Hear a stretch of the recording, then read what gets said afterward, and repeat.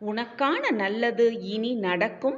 உன் வாழ்வில் நல்ல திருப்புமுனைகள் வரும் என்ற நம்பிக்கையோடு உன் அப்பா சொல்வதை முழுவதுமாக கேள் என் பிரியமே.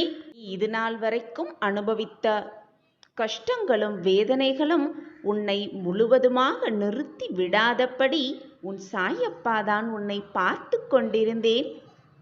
இப்பொழுது உனக்கான சந்தோஷம், ஆத்ம திருப்தியை கொடுக்கவும் நான் தயாராகிவிட்டேன் குழந்தையே. இதுநாள் வரைக்கும் நீ அனுபவித்த கஷ்டமான சூழ்நிலைகளெல்லாம் விரைவில் மாறப்போகிறது. உன் வாழ்வில் நல்ல மாற்றங்கள் நிகழத்தான் போகிறது. சாயிநாதா, நீங்கள் தினமும் சொல்லும் வாக்குகளும் வார்த்தைகளும் கேட்க ஆறுதலாகத்தான் இருக்கிறது அப்பா.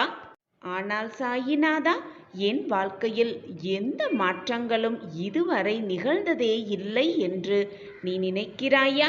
கவலைப்படாதே என் பிள்ளையே.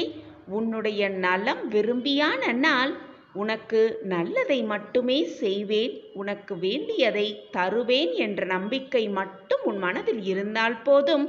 உனக்கு தேவையானது நிச்சயமாக உன் கைகளுக்கு வந்து சேரும். அந்த வேலையை உன் சாயப்பா ஏற்றிருக்கிறேன். அது நிச்சயம் தப்பாது.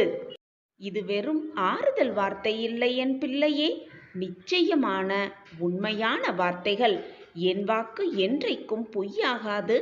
என் வாக்குப்படிதான் எல்லாம் சுபமாகவும் நலமாகவும் நடக்கும் உன் வாழ்வில் என்ற நம்பிக்கையோடு இரு.